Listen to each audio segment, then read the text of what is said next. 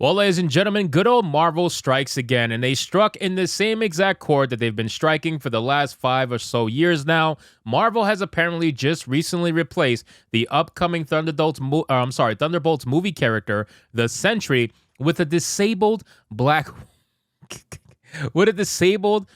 woman.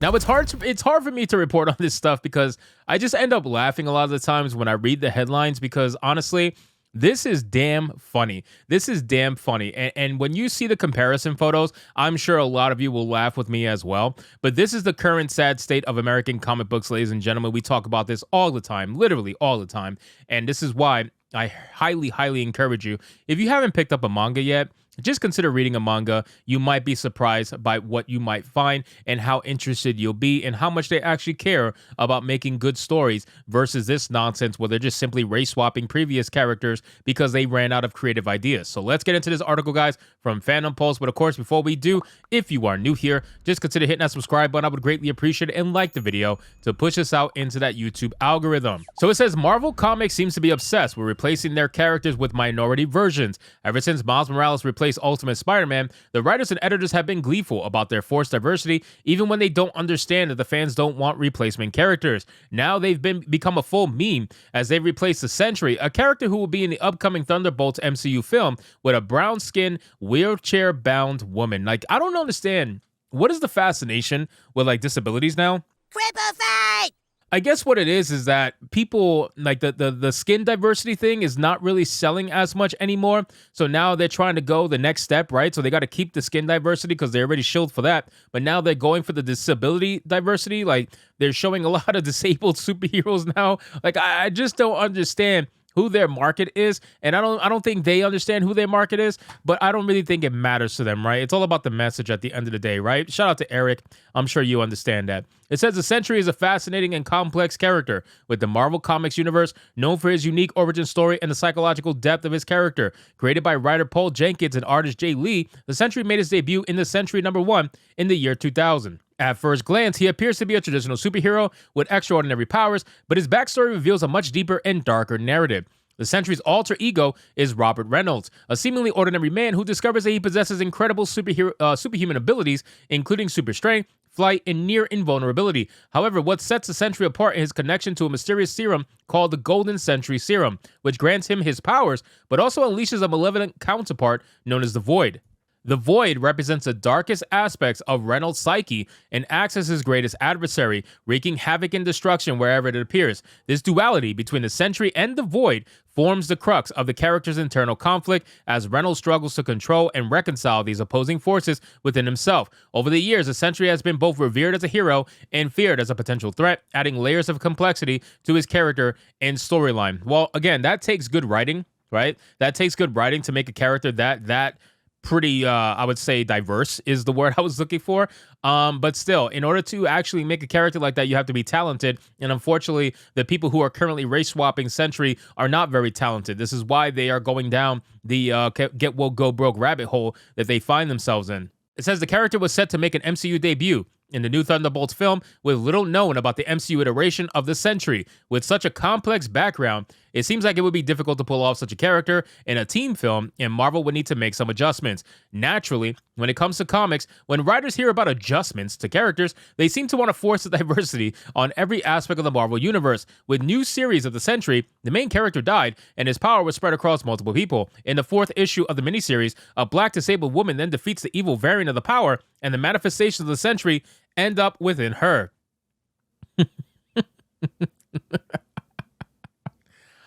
Oh, shit.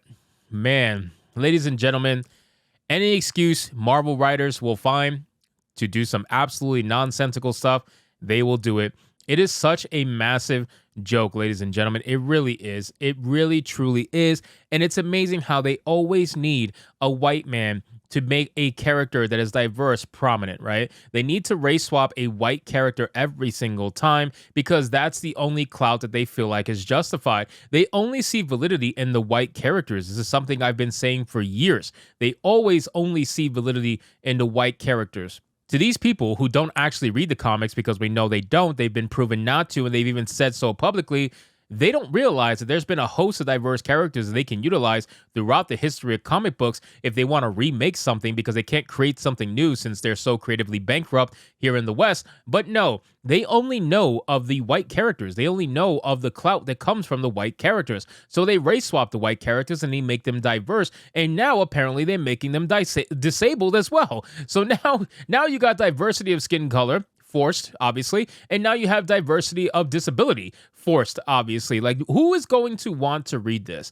Who is going to want to read about a SENTRY who is literally a disabled black female? Who is going to want to read about that? Forget the black female aspect. I think that is much minor compared to the whole forcing of disability stuff. Like, how? I just don't understand. I don't understand. Are you trying to get people who are disabled to see themselves in comic books? Is that what it is? Do you think that disabled people really want to see themselves in a comic book to the point where they're looking at other disabled characters? Or do you think they would want to have the same idea of superheroes just like everybody else, you know, very big stature characters that they can look up to and appreciate? I think they would be more likely to lean towards that, but I guess you got to constantly remind them that they're disabled, because that way you could virtue signal. It says at the end of issue number 4, she is then taken by Misty Knight to a new superhero headquarters where she sits in her wheelchair, proudly proclaiming her new superhero name of Solaris, which seems to be a variant of the SENTRY.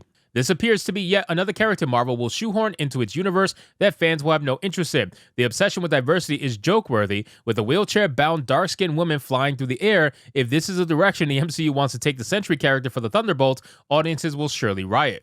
Now, I would probably agree to an extent that people would go crazy over this. I don't know how many fans there are of the SENTRY, obviously, because I don't read American comic books, just being very transparent. But I gotta imagine that there was enough fans that this is going to be a massive joke to a lot of them. This is going to be something that is going to not sell well. I could pretty much guarantee you. You can claim that it's because it's a black woman. You can claim because it's a woman in a wheelchair. And I'm going to say that you're probably right about the wheelchair part. This overall thing about forcing diversity down people's throats is going to come back to bite you guys in the ass, as it has been many, many times. And you could keep writing this all you want, so long as you're funded. But once that funding runs out, if it ever runs out, you're going to have to switch course. If you don't switch course, you will falter. You absolutely will die as a company. Marvel is not a company that's too big to fail. They're just currently being subsidized by Disney, that is currently failing in their entertainment sector and being subsidized by their real estate and all their other investments. So eventually, what's going to happen? The money's probably going to run dry. It's only a matter of time. And when that day comes, I wonder just how many diverse characters you are going to force out there,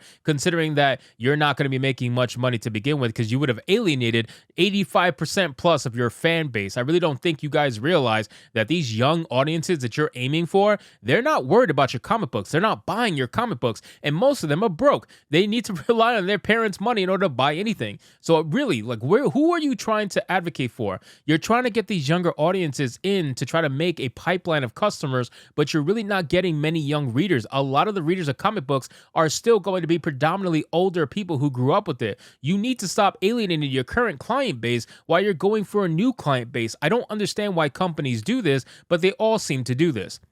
So anyway, guys, thank you so much for watching this video. I hope you did enjoy it. And if you did, consider leaving me a subscribe. I would greatly appreciate it. Don't forget to like the video, comment, let me know what you thought, and I'll see you guys on the next one. Hypnotic out.